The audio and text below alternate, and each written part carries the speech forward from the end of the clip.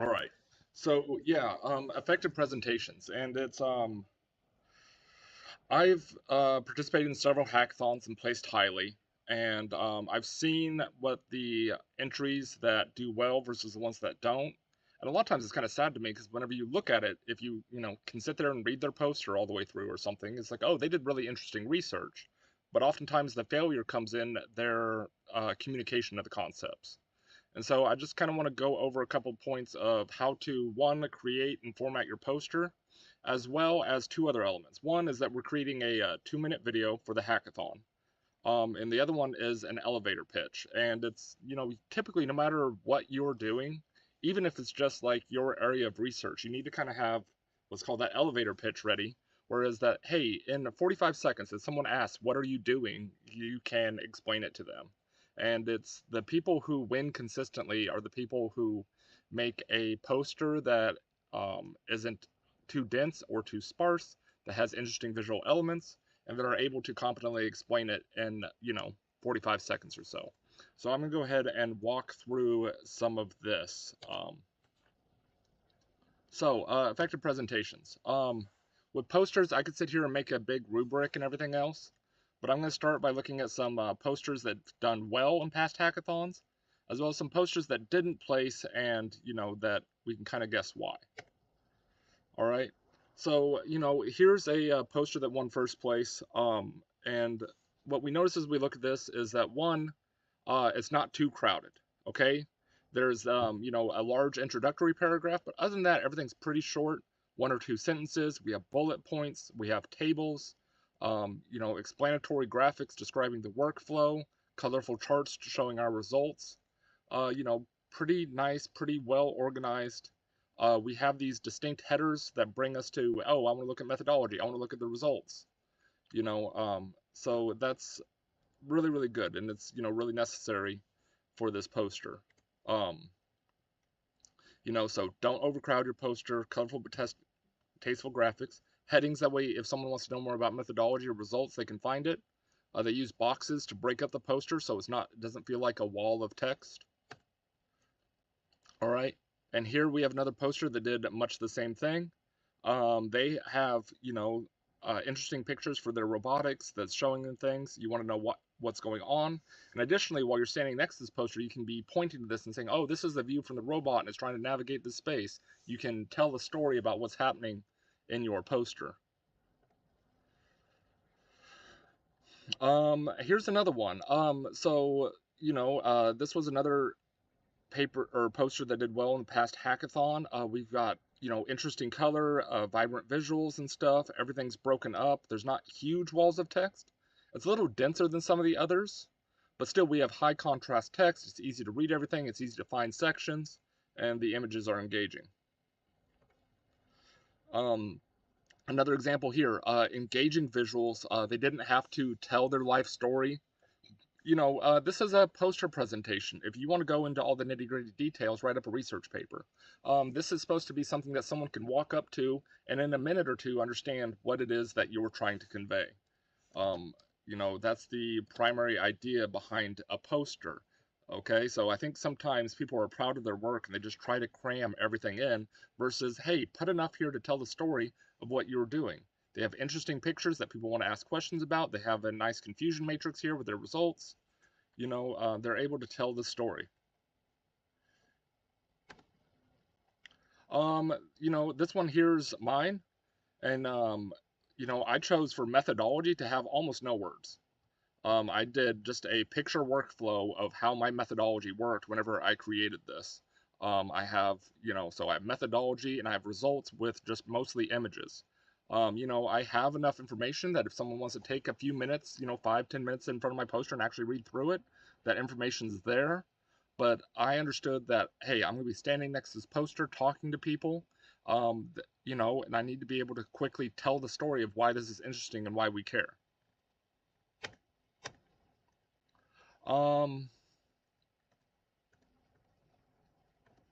So this one, still not bad. We've got nice clear headings. The things are broken up, but there's a lot of walls of text. They did a good job with the images and visuals.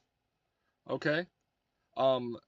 but you know, it's still a very, very good one. The images are engaging and stuff. We're seeing these nice, you know, consistent curves and things like that, but still a little bit dense. All right, let's take a look at some of the posters from last year that didn't win. And I do need to reiterate, I am not maligning the work or the research these people did. I know some of these people, and I was able to talk to them about their projects. Their projects are interesting. I just think their posters could be a little better. Okay, so this poster here, we've got low contrast text, no images, you know, so it's a little hard to approach. There's nothing that draws you in. It's hard to read, you know, and so those aspects make this a little bit more difficult to approach. You know, if I'm looking at a wall of posters, I see this one, and don't get me wrong, this background is interesting and engaging, but I might have made my text boxes not transparent. Additionally, some type of graphic that's telling a story would have been very helpful. All right, this one, they do have, you know, 4 or 5 graphics in here, and that's interesting, but we got white text on a blue background. We don't have any boxes. That's kind of splitting this up and breaking this up. It's kind of like, you look at this and you're like, not quite sure where to start. You know, it's not far from being a really interesting and really good poster. It's just like these hard to read elements and not breaking up these text boxes make it a lot more difficult.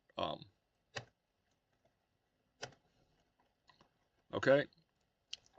This one, here's the thing. I am not an interior designer. I don't like a lot of color. But at the same time, you know, some judicious use of color and some, you know, something bright and interesting on your poster can be very, very helpful. Um, you know, this work was interesting, but it's largely walls of text. We only have 3 graphics that are black and white. Um, you know, and it's one of those things that we all would like to think that we are being judged solely based on the merit of the research or the work that we've done. But at the same time, you know, people, you know, oftentimes these events are taking place over 2 hours. People are spending a couple minutes on each poster, maybe. Oftentimes, maybe you're not standing next to your poster and they look at this and, you know, they're there for a minute or two and they move on. So we want to be able to tell a story and we want something bright and engaging. Okay. This one, these people did interesting work, but unfortunately, just the poster appears low effort. Okay. 2 kind of basic graphics, lots of white space and dead space, low contrast. You know, so those are those aspects. This one is actually also a pretty decent research and decent work, and the poster's not even the worst, you know, by any means. But it's kind of fairly monochrome. There's not a lot of engaging color, and I think they could have broken up some of these walls of text and things and, you know, tried to draw on interest or, you know, use a workflow that tells a story. But at the same time, looking at past hackathons, um, I can generally select posters that are going to be in the top. You know, I don't know if they'll be first or second or third, but generally, provided there's some level of research on or you know, application that's somewhat interesting, a lot of the graphic design and things are going to get you over that hump and win it. All right, greater than 5 visual elements, legible text and that's high contrast, clear headings and sectioning, sufficient negative space to where it doesn't feel like a wall of text that's overwhelming, and then that there's something on the poster that's interesting from 10 feet away. Okay. Now, the videos, for the hackathon videos, you only have 2 minutes.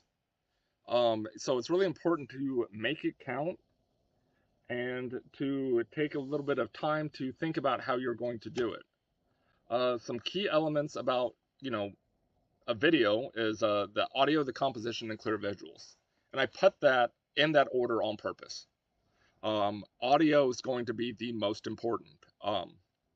I can't describe, you know, well enough the fact that I can deal with a video that looks like it was shot with a potato that's grainy and rough. I can deal with not the best graph or something, but if I can't understand what you're saying, you know, there's nothing that makes me want to click off a video quicker. You're too quiet, I can't understand you, whatever the case is.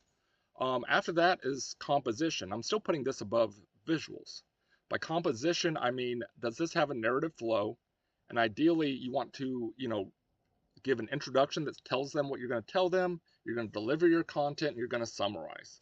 That's how people absorb information.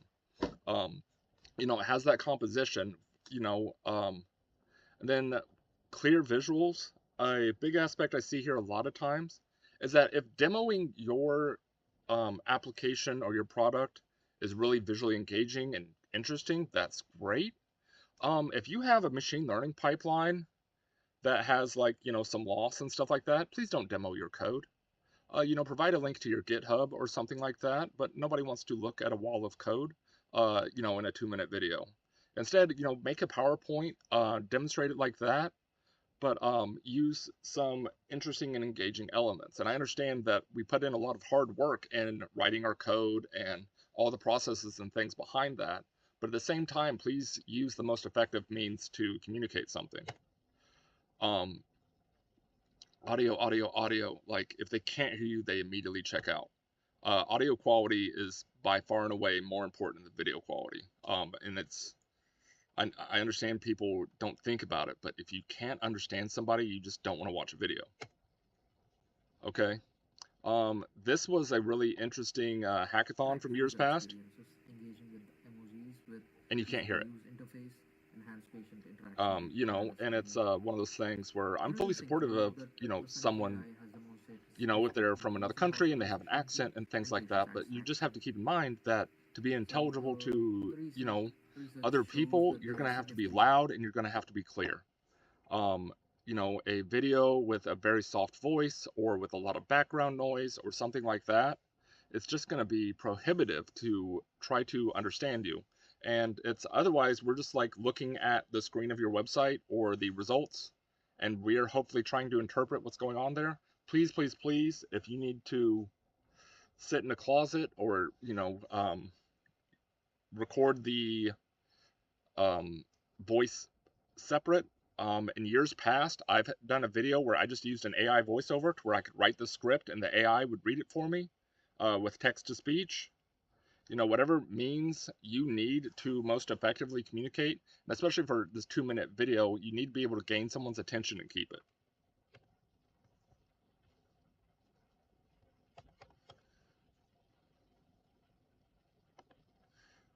All right, composition. Anytime for a project like this, you need good composition, all right? Ideally, you want to tell people what you're going to tell them. You tell people, and then you tell them what you told them. It sounds silly, but you have to understand as well that these people aren't experts in your project. A lot of times you're going to be using tools and methods that they've never heard of. And so not only is it a little bit intimidating to try to be throwing all these terms at people, but people do better whenever you give them an idea of what you're going to be talking about and then you fill in the details.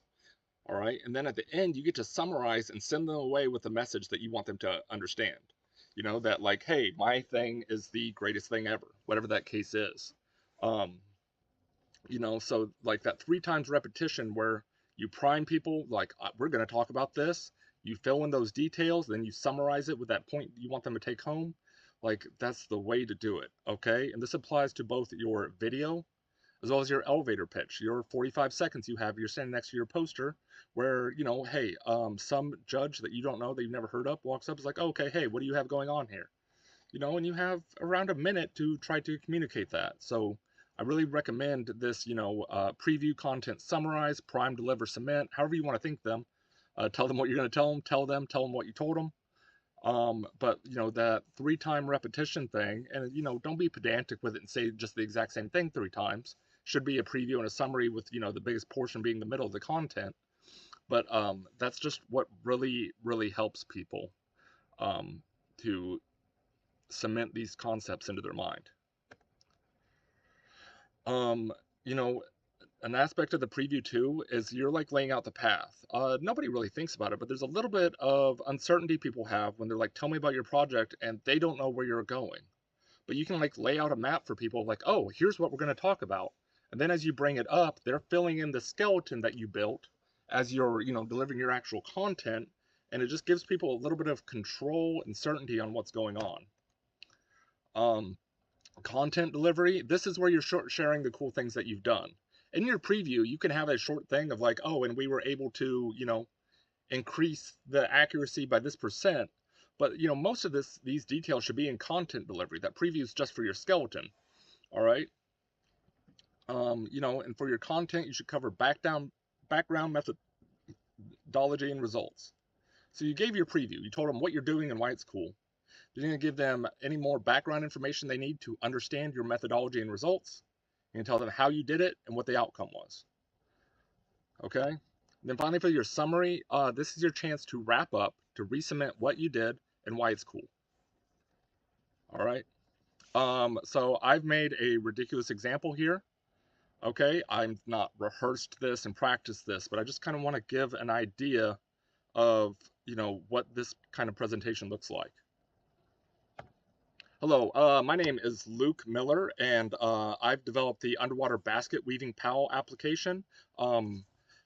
It is a critical need that we have. Unfortunately, we don't have enough wet baskets. The field is critically underfunded, and fewer and fewer people are going into underwater basket weaving.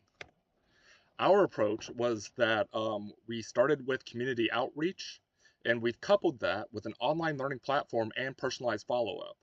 All right, we were able to enlist 6 people to try underwater basket weaving that never would have before. So for community outreach, we attended over 20 farmer markets, and also we manned a booth at CraftCon. Many people didn't even know that underwater basket weaving was a career field they could go into. We also developed an online platform. It's a first of its kind application. There's nothing like this that exists out there right now. But now, anyone can learn underwater basket weaving wherever they're at, instead of having to attend a 4-year university.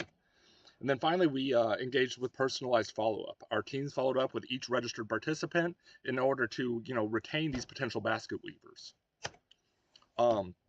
We were able to increase underwater basket weaving enrollment by 400%. We went from 2 students all the way up to 8.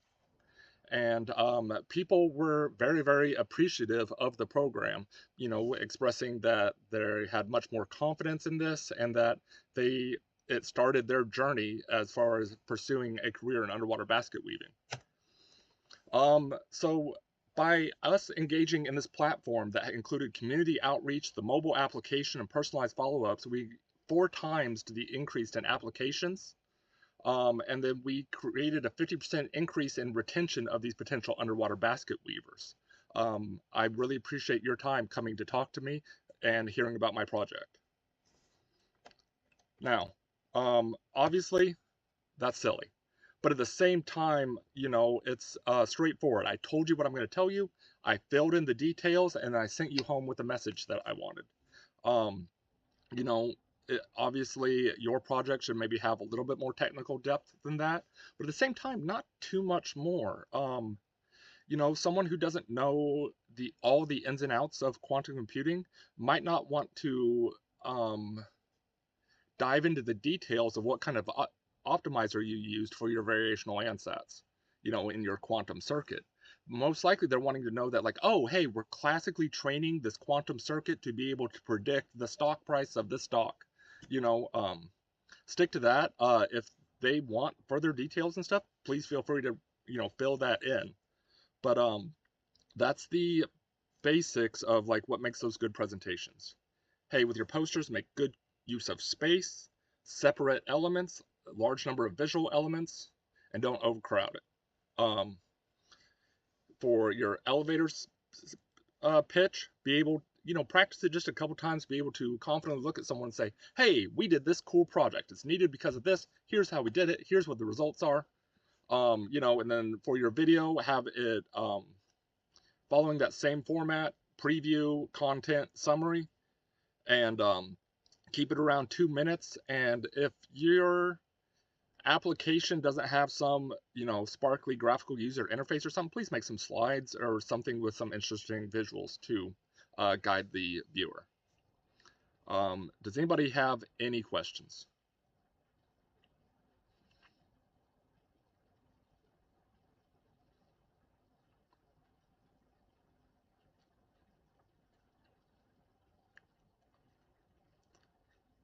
All right. Thank you so much, everyone. Please, please, please, tell your friends, bring your neighbors. Guest speaker, 12 o'clock, Sagarika Mukesh. That this channel is open to anyone. So anybody who wants to see the IBM speaker, they're welcome to attend. But I will see everyone at noon. Thank you.